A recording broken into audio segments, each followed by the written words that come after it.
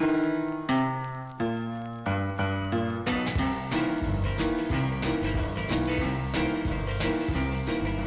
when I was a Hell's Angel, I tell you what I did for fun. I get with all of my angel friends, we'd go out on a run.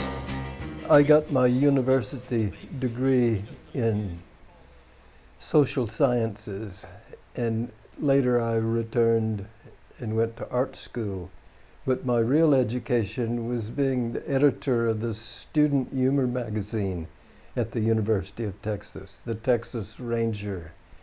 And I became the editor, and all of my energy went into being the editor of the student magazine, the Ranger, Texas Ranger. I published my comic strip Wonder Warthog in the Texas Ranger, every issue. Later, I developed the Fabulous Freak Brothers, and even later, Not Quite Dead, with the French artist Pique. Wonder Warthog is a parody of Superman and Batman and the superheroes. I read Superman when I was a kid, but I'm not a big fan of superheroes. I've never read a Marvel comic. I'm just not interested in superheroes, except as material for parody.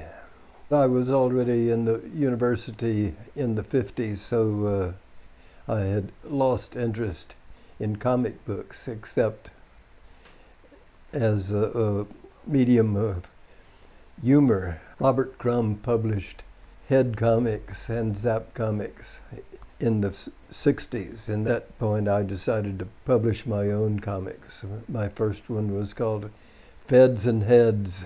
A head, if you don't know, is someone that smokes marijuana. And a Fed is a federal agent, a drug agent. Harvey Kurtzman was the originator of Mad Comics. This is the biggest influence on all young cartoonists. It started in 1952, and well, it still continues. Kurtzman was the editor for the first 30 issues, and then he quit or was fired, and he published some others. Trump magazine, a beautiful humor magazine published by Hugh Hefner, Playboy, and then Humbug magazine, another humor magazine classic, and at the end, Help magazine in New York. Help had several illustrious assistant editors too.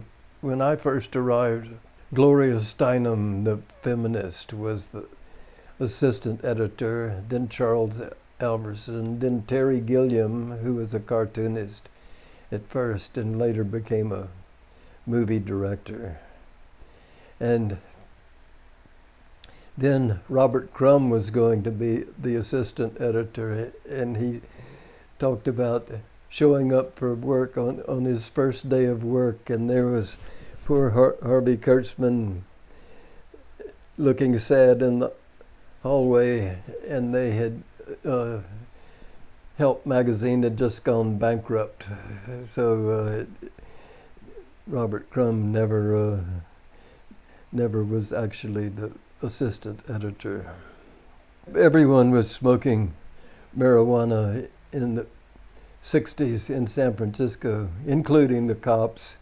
It was very tolerant compared to Los Angeles in the South, which was not tolerant. And I suppose all that has changed now because California has legalized marijuana. But San Francisco had the famous hippie neighborhood of Haight-Ashbury. Hippies came from all over the country to visit the Haight-Ashbury neighborhood in San Francisco. But by the time I moved to San Francisco in 1968, the Haight-Ashbury had already become overrun with crime, and it was Well, there was an official death of Haight-Ashbury ceremony, and all the hippies moved up north to Northern California and Seattle, Washington, where they are today. Today, San Francisco is so expensive that no hippie could afford to live in San Francisco, but at the time it was cheap. My publishing company, Rip Off Press, had a warehouse of 800 square meters, big warehouse, and we were paying $250 a month rent. By the time we left, it was $2,500 or maybe $25,000 a month, and even Rip Off Press couldn't afford to stay in San Francisco. Janis and I were students at the University of Texas at the same time. This was in the early 60s.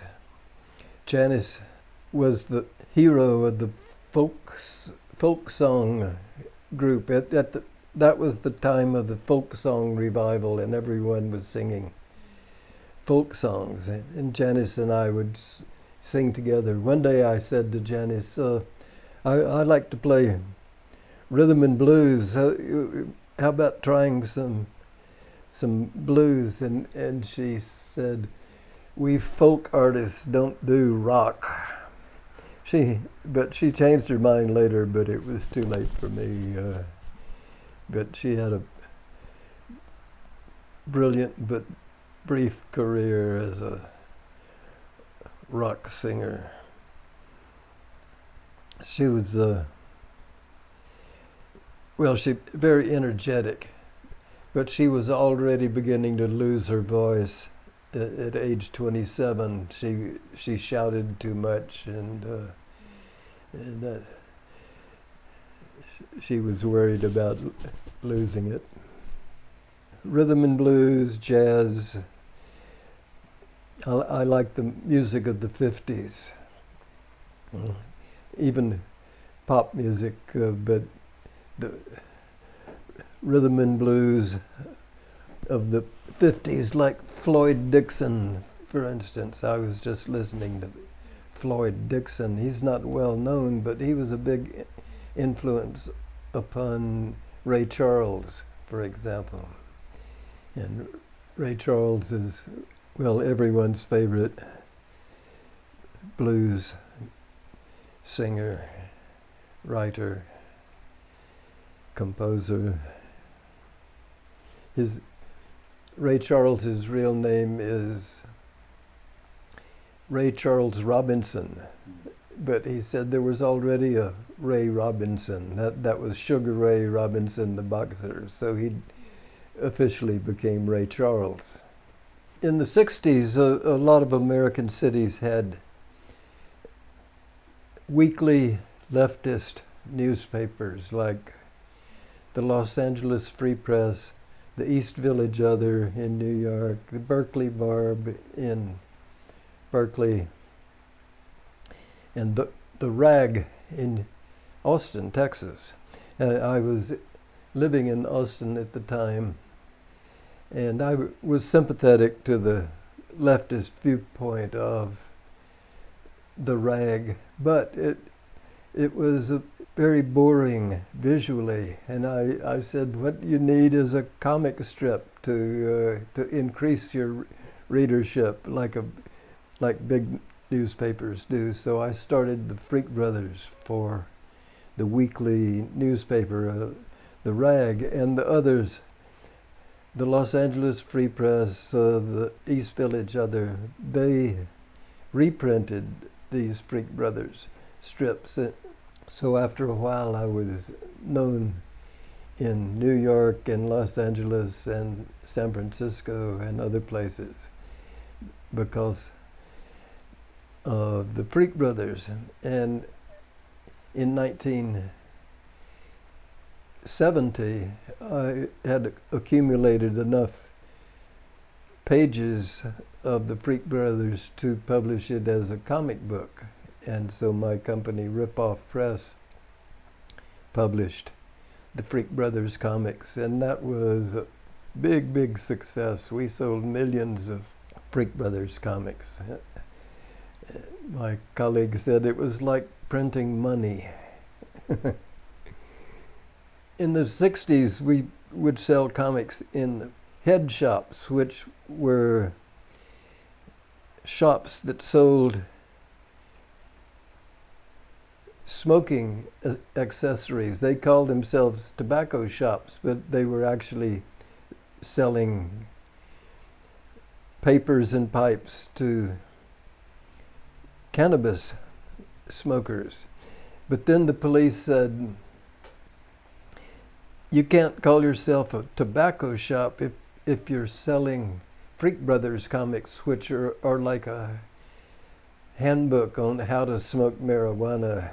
And so they chose instead to sell pipes and papers. But fortunately, at that time, there started to be comic book stores. And so we were able to sell Freak Brothers comics in comic book stores after around, sometime in the 70s. For some reason, around 1969, all of the underground cartoonists moved to San Francisco. Crumb, Spiegelman, Justin Green, Kim Deitch, Trina Robbins, Vaughn Bodé. Probably because there were 3 underground comics publishers, 3 or 4 in San Francisco at that time, and it was definitely the center of the underground comic scene. Robert Crumb moved there in 69. He self-published the first few issues of Zap Comics, and he would sell them in the Haight-Ashbury out on the street. He would carry them around in the baby buggy with his baby son Jesse Crumb, and sell comics for 25 cents on the corner of Haight and Ashbury. He had a nice house in that neighborhood. It was a beautiful neighborhood in the middle 60s. Beautiful old houses. The rents were very low, very cheap. And there's that commercial street, Haight Street. So it was a busy neighborhood until the crime moved in. The hippies were helpless against crime, and they were soon chased out of the Haight-Ashbury. Victor Moscoso was Spanish from Galicia. He moved to New York City when he was 9 years old. He studied art he had some famous teachers of commercial art, and basically he's a commercial artist rather than a cartoonist. Sometimes he does cartoons, but I would call him an illustrator rather than a cartoonist. He's very, very meticulous, very good. Victor became the editor, so to speak, of Zap Comics. Robert Crumb lost interest, but Victor kept it alive until recently. We did 16 issues of Zap Comics. Fantagraphics publishers did a collection of Zap Comics, which they sell for $500. I said to the publisher, the Zap Comics fans are old hippies. Nobody is going to have $500. But in fact, the collection of books was a big success. Vaughn Bodé was the editor of the New York Comics Weekly Gothic Blimpworks. He was an energetic and very influential in his artwork. I could never read Vaughn Bodé's stories. I didn't like his storytelling, but I admit he's the big influence on graffiti art more than anyone else. He had this cute but dark style of drawing. He was sort of an extrovert. There's not many extrovert cartoonists. Spain Rodriguez was an extrovert. Sergio Aragonés, very much an expert, but most cartoonists are introverted and spend their life at the drawing board. Robert Crumb, for example. I'm somewhere in between. I published a collection of the Adventures of Jesus comics by Frank Stack in Austin, Texas in the 60s sometime. So that's usually called the first underground comic. Frank Stack was a professor of art at the University of Missouri in Columbia, Missouri, and he didn't want it to be known that he was drawing comics about Jesus Christ, and so he made up a pseudonym so that people would think it was me. He called himself Fulbert Sturgeon. The book said The Adventures of Jesus by F.S. Frank Stack, and now he uses his real name. Frank Stack has published a number of really good comics. Besides The Adventures of Jesus, there's Amazon Comics, Feel Good Funnies, Dorman's Doggy, and I don't know what else. He's very prolific and very funny. Underground comics sort of peaked out in the 70s. For a while, the publishers could sell anything, but in the middle of the 70s, there were so many bad comics published that the boom in underground comics sort of ended. The appeal of underground comics is that one person can publish his own book. Then I came to realize that in publishing, 75% of the work is distribution and selling the books, and I didn't want to be involved with that, so I got my friends to start Rip-Off Press, and I became the editor, and other people distributed and sold the books.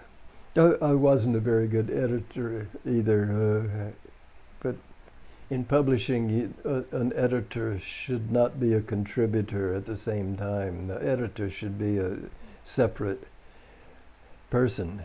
In France, in Fluide Glacial, for instance, the last editor was Landingre, and he was a contributor until he became the editor, but I preferred him as a contributor. Landingre is a very funny cartoonist, and I don't know. France has lost 2 of its 3 comic monthlies recently. Echo de Savane has ceased publishing, and so has Psychopath, and that leaves Fluide Glacial. America never had a comic book magazine. The closest we had was the National Lampoon, published by ex-Harvard guys that were the editors of the Harvard Lampoon, and they went national. They would publish comics, but it was mostly text and photos. Fat Freddy's Cat started as a small comic at the bottom of the page of Freak Brothers comics, which was a full page. The reason for this is the tabloid news, all newspapers had 2 formats, And one format was that much taller than the others, and Fat Freddy's Cat started as a separate strip to fill up the page. The Crazy Cat was the same. Crazy Cat started as a small strip at the bottom of a full-page comic, but quickly became the dominant.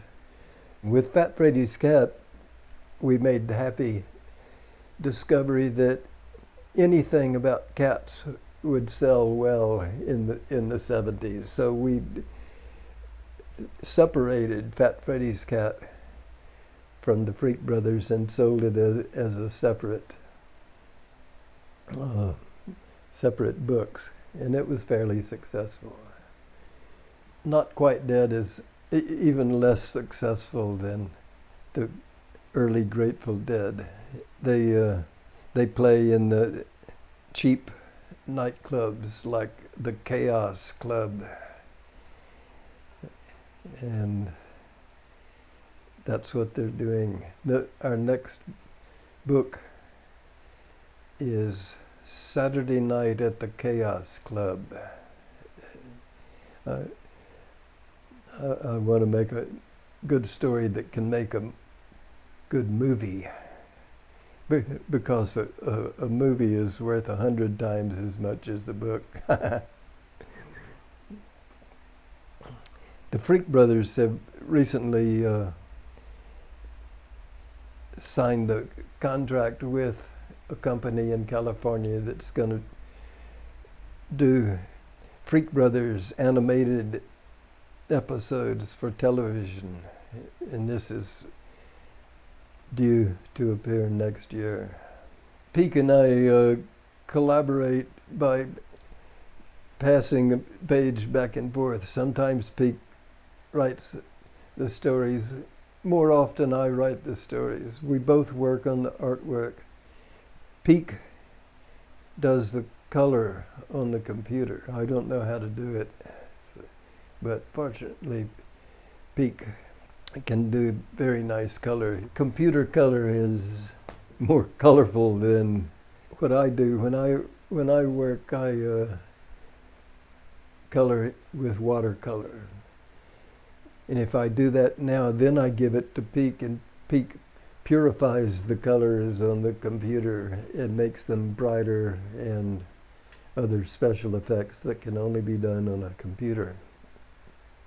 My publisher, Farid Kadur of Tetrarch Underground,